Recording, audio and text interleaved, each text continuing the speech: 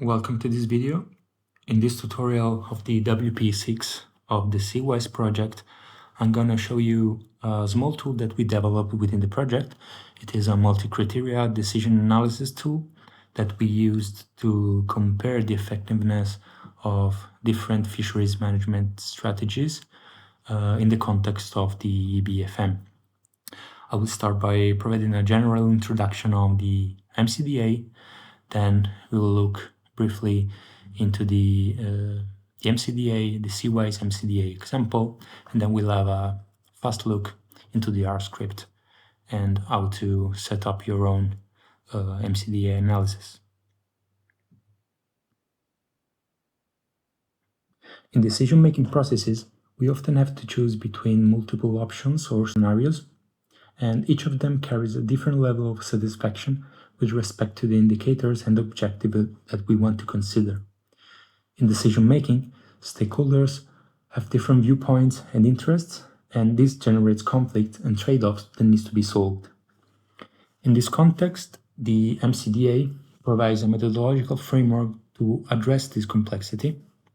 It enables decision makers to recognize the possible trade-offs, to account for conflict, and to evaluate the objective that cannot be reduced to a single dimension, like money.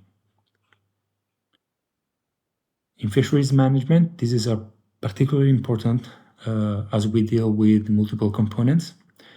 Also, shifting towards an ecosystem-based fishery management approach allows us to increase the number of indicators describing the system from one side, but at the same time, we increase the unsolved trade-off between the stakeholders. So in SEAwise, we decided to use this multi-attribute utilitarian approach, which is an MCDA method that is based on the idea that the decision makers aim to maximize the overall satisfaction across multiple independent attributes that represent the decision objectives. MOUT has a few steps to follow, which are the following. So the identification of the criteria or attributes that represent the decision objectives, the development of utility functions to translate the satisfaction related to a criterion into a discrete score. Then we have to assign the weights to the criteria, and these weights reflects the stakeholder preferences and objectives. Then we have to aggregate the weighted utilities into a composite score representing the overall performance of a scenario. And finally, we have to compare the scenarios in terms of the overall performance. The core of the MOUT is the definition of the utility functions.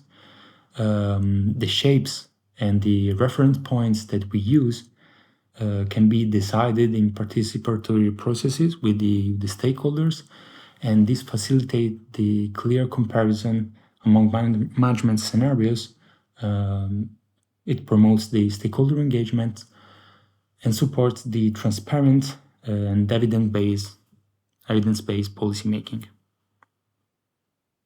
And this is an example of the MCDA application to the SEAwise project. Here, for example, we have the definition of the macro criteria corresponding to management criteria or management objectives. We have conserving stocks, biodiversity and habitats, then mitigating climate change, sustaining communities, and ensuring economic viability. Each of these macro criterion is composed of one or more attributes, and the attributes are aggregated together to form one unified utility score for each macro criterion. These are examples of utility functions and reference points for the attributes that you just saw.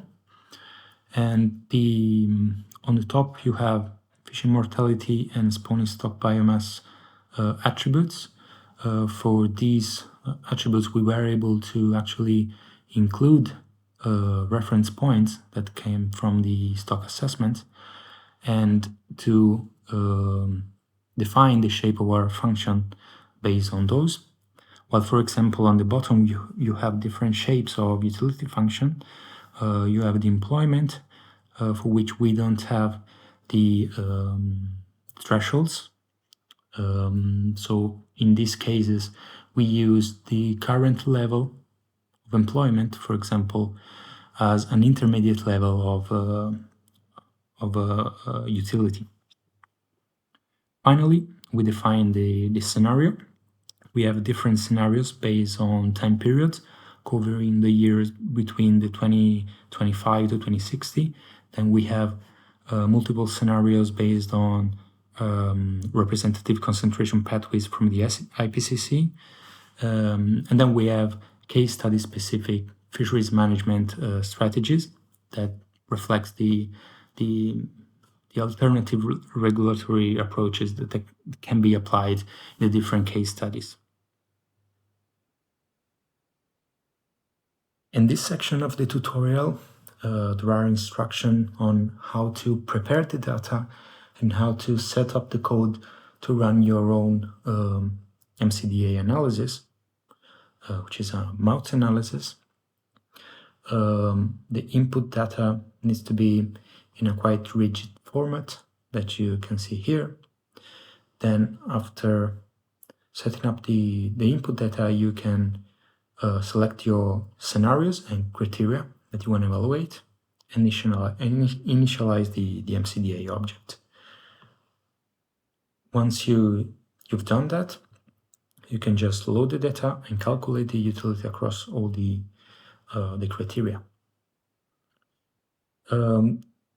You can choose the weight of the criteria at any step in the analysis, and you do that by just using this simple function, setWeights function, when you can pass the criteria for which you want to change the weights and the new weights. Then you have the instruction to aggregate the criteria into macro criteria. Here we have multiple example of criterion. Here you have the criteria with sub-criteria aggregation, or we have just criteria, multiple criteria aggregation. Then the last step, once you're happy with your macro criteria aggregated, you can run this function, which calculate the arithmetic weighted mean of all the criteria across all the scenarios. And then you can just extract your data set and save it for the visualization or for the analysis. This script has 3 built-in visualization functions.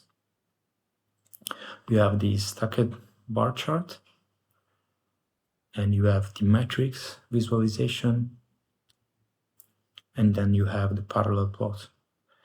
This is particularly useful when you want to compare the criteria across the scenario. Here you have the scenarios, the highlighted scenarios, which are the best scenarios with respect to the total utility criterion.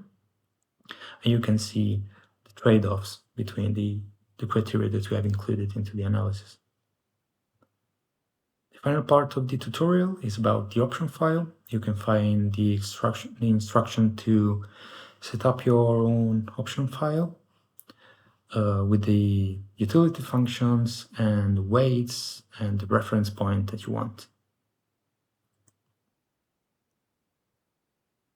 Having said that, I hope this video was helpful, and I thank you for your attention. And if you're interested in other material like this, in other courses and tutorials from SEAwise, you can find them on the YouTube channel.